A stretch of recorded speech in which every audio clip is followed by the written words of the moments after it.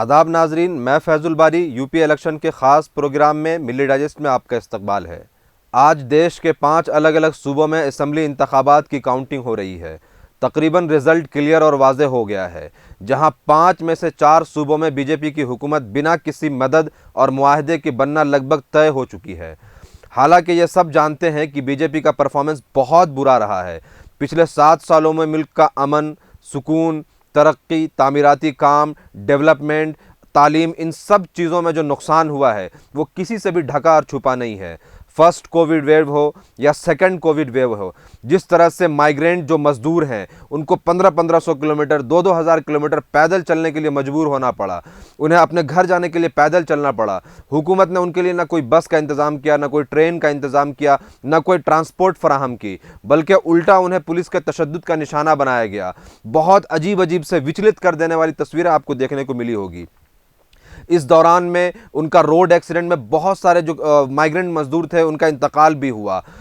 Second Covid wave में हज़ारों लोग मेडिकल निग्लिजेंस, ऑक्सीजन की कमी और सही इलाज न होने की वजह से मारे गए। हिंदुस्तान के लगभग तमाम शहरों में लाशों का अंबार लग गया। गंगा में तैरती हुई लाशें, शमशान घाटों में प्री बुकिंग, इन सब की दलील है। इतना ही नहीं, अभी 2 महीने पहले यूपी के सड़कों पर नौजवान रोजगार के लिए एहतजाज करते हुए पुलिस से जमकर मार खाते हैं। ऑक्सीजन की कमी से आम दिनों में बच्चों की मौत होती है, या दूसरे तमाम ऐसे पैरामीटर्स जिससे हुकूमत का काम सराहा जाए, ऐसा कुछ बीजेपी की हुकूमत ने नहीं की। पेट्रोल डीजल की कीमत हो, गैस की कीमत हो, फॉर्च्यून या दूसरे घर के राशन की कीमत हो, सब आसमान छू रही है। इतना ही नहीं, डिफेंस पोजीशन और दिफाई महाज पर भी हुकूमत पूरी तरह से नाकाम रही है। चीन हिंदुस्तान में घुस करके हिंदुस्तान की ज़मीन पर अपना गांव बसा लेता है। लॉ एंड ऑर्डर का माहौल बिल्कुल ख़राब है। आए दिन कहीं ना कहीं रेप हो रहे हैं, लोगों को मार दिया जा रहा है। यूएपीए, उसके बाद सेडिशन चार्ज और उसके बाद एनएसए जैसे ख़तरनाक कानून का खूब जम करके गलत इस्तेमाल किया गया।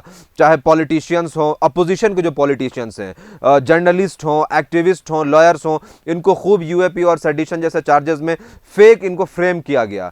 इन सब के बावजूद अगर बीजेपी 5 में से 4 स्टेट में जीत गई है तो हमें यह समझना होगा कि यह प्रॉब्लम सिर्फ प्रॉब्लम नहीं बल्कि अब एक नासूर बन चुका है। हमें इसके रूट कॉज तक जाना बहुत ज़रूरी है। 4 स्टेट में बीजेपी बिना किसी मदद और मुआहदे की हुकूमत बनाने वाली है।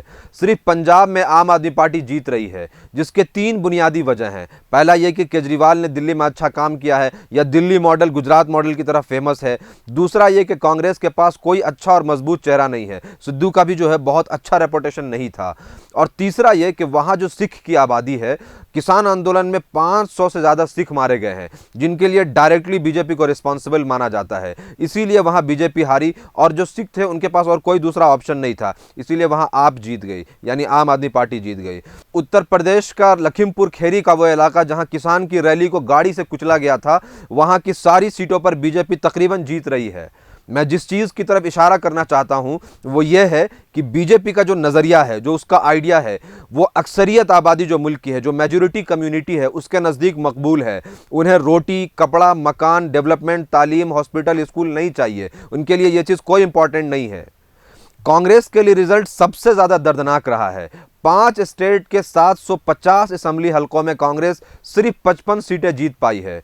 और तो और उत्तर प्रदेश कांग्रेस प्रेसिडेंट अजय कुमार लल्लू तो अपना सीट भी नहीं बचा पाए, और वो रिकॉर्ड 61,000 वोटों से हार जाते हैं। कांग्रेस अपने हालात के सबसे बदतरीन दौर से गुजर रहा है।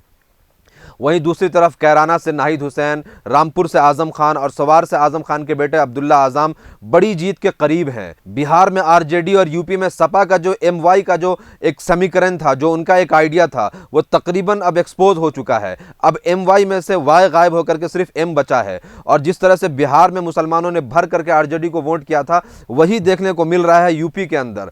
यूपी के अंदर भी सपा को मुसलमानों ने भर करके वोट किया है, लेकिन वाई गायब है, वाई बोले तो यादव।